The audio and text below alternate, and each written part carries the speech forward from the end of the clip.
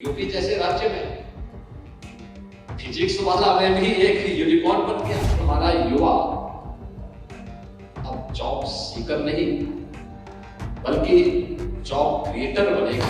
दुनिया के सभी प्रकार के रामायण की आधारशिला बनती है वाल्मीकि रामायण। आज हमारे पास पूरे देश के अंदर अनेक यूनिकॉर्न है। उत्तर प्रदेश ने जो कदम उठाए हैं आदरणीय प्रधानमंत्री जी के निर्देशन में 14,000 से अधिक स्टार्टअप्स अकेले यूपी में, और इनमें से लगभग 7,000 ऐसे हैं जिनको केवल महिलाएं लीड कर रही हैं अलग अलग क्षेत्रों में। और मेरा मानना है कि ये केवल फिनटेक में ही नहीं है, जीवन के अलग अलग फील्ड में इन्होंने कुछ नया करके दिखाया है।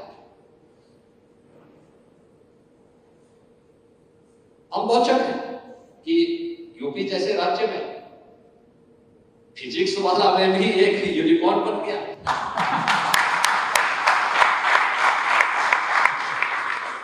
जब मेरी 3 साल पहले इनसे मुलाकात हुई तो मैंने पूछा, मैंने कहा क्या है, तो मुझे बहुत अच्छा उनका आइडिया लगा। इन्होंने किस फील्ड में ये काम किया है। ऐसा नहीं कि पहले अवसर नहीं थे, अवसर पहले भी थे, लेकिन देखते ही देखते यूपी के प्रतियोगी छात्रों ने और स्कूली छात्रों ने उसको हाथों हाथ लिया। आज यानी आप विश्वास नहीं करेंगे कि उन जनपदों में जहां के बारे में हम लोग ये मानते थे कि वहां टेक्नोलॉजी के बारे में लोग क्या जानते हैं, वहां पर भी फिजिक्स वाला पहुंचा हुआ है।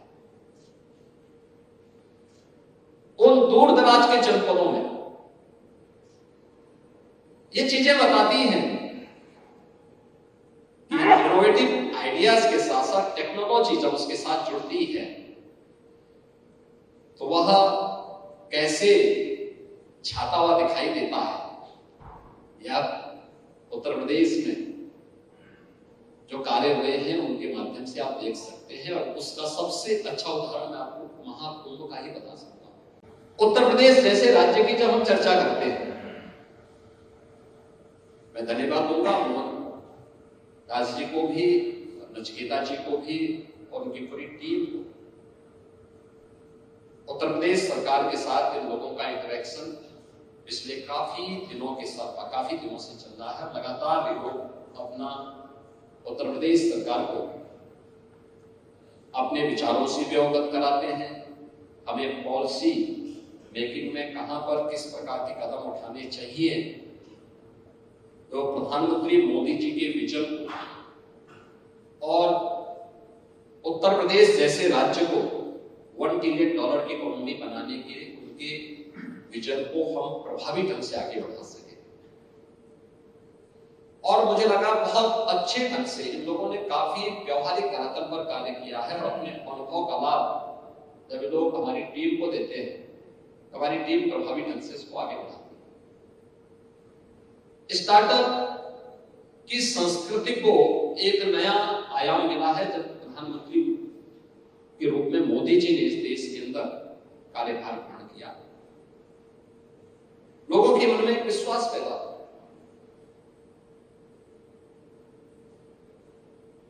सिस्टम पहले भी था, लेकिन लोगों के मन में सिस्टम के प्रति विश्वास नहीं था, क्योंकि स्वयं के प्रति जब विश्वास नहीं है तो सिस्टम के प्रति कैसे विश्वास होगा। और यही स्थिति दुर्भाग्य से देश के अंदर 2014 के पहले बनी हुई थी। लोग एक दूसरे पे विश्वास नहीं करते थे, स्वयं पे विश्वास नहीं करते थे, देश के सिस्टम पे उनका विश्वास उड़ सा चुका था। और उस समय उन्होंने startup India, stand up India और मेड इन इंडिया की एक नई भावना को आगे बढ़ाया। आज आप देखते होंगे देश के अंदर इस दिशा में बहुत अच्छे कदम उठाए गए। भारत सरकार ने इस दिशा में नए क्रांतिकारी कदम उठाए और उन्होंने इस मुद्दे पर हमेशा युवाओं को उत्साहित यानी प्रोत्साहित किया। और मुझे लगता है आप में से बहुत सारे युवा तो ऐसे होंगे जिन्होंने स्टार्टअप इंडिया से बहुत कुछ सीखा होगा, जाना होगा, स्टैंड अप इंडिया से बहुत कुछ सीखा होगा और उस जो उन्होंने उस समय बात कही थी युवाओं के बारे में कि हमारा युवा अब जॉब सीकर नहीं बल्कि जॉब क्रिएटर बनेगा और स्टार्टअप इंडिया इसका आधार बनेगा।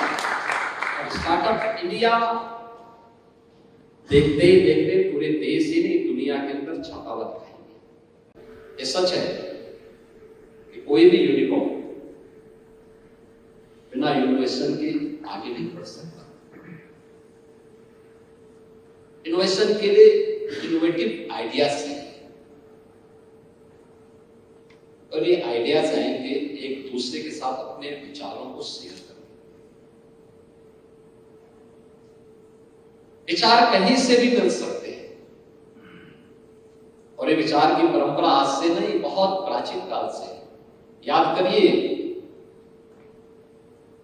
दुनिया के सभी प्रकार के रामायण की आधारशिला बनती है वाल्मीकि रामायण। वाल्मीकि रामायण ये कितनी लोकप्रिय क्यों है? वाल्मीकि रामायण के लोकप्रिय होने का कारण है कि महर्षि वाल्मीकि ने उसे व्यवहारिक संस्कृत में लिखा, बोलचाल की संस्कृत में लिखा। व्याकरण की संस्कृत नहीं है, व्यवहारिक संस्कृत है जिसको हम सामान्य बोलचाल की भाषा में करते हैं। इसलिए कोई भी व्यक्ति भारतीय भाषा का जो जानकार हो अगर उसे एक बार उस संस्कृत के बारे में नहीं भी जानता हो लेकिन भारत की किसी भी भाषा को जानता होगा, अगर वह उसे एक बार ध्यान से उस वाल्मीकि रामायण को पढ़ेगा तो उसकी समझ में आ जाएगा कि वाल्मीकि जी क्या बोलना चाहते हैं। और वह आधार बना। महर्षि वाल्मीकि के मन में एक श्लोक फूट रहा था। उन्होंने कहा मैं लिखूं किसके बारे में, ये समझ में नहीं आ रहा। वे नारद जी के पास गए। उन्होंने कहा मेरे मन में एक श्लोक आ रहा है लेकिन मैं उस श्लोक को एक ग्रंथ के रूप में रचूं तो किसको रचूं? तो नारद जी ने कहते हैं कि इस प्रकार का पुरुष तो एक ही है जो परम पुरुष है और वह श्री राम है। उनको आधार बना करके आप अपने इस ग्रंथ की रचना करें। आप मुझे बताइए कि अगर विचारों का आदान प्रदान नहीं होता तो क्या रामायण जैसा ग्रंथ हमारे सामने आ पाया होता? नहीं आ पाता। और मुझे लगता है कि आप लोगों का यहाँ पर एक दूसरे के साथ विचारों का शेयर करना यहाँ किसी एक नई रामायण की रचना का आधारशिला भी बनने जा रहा है।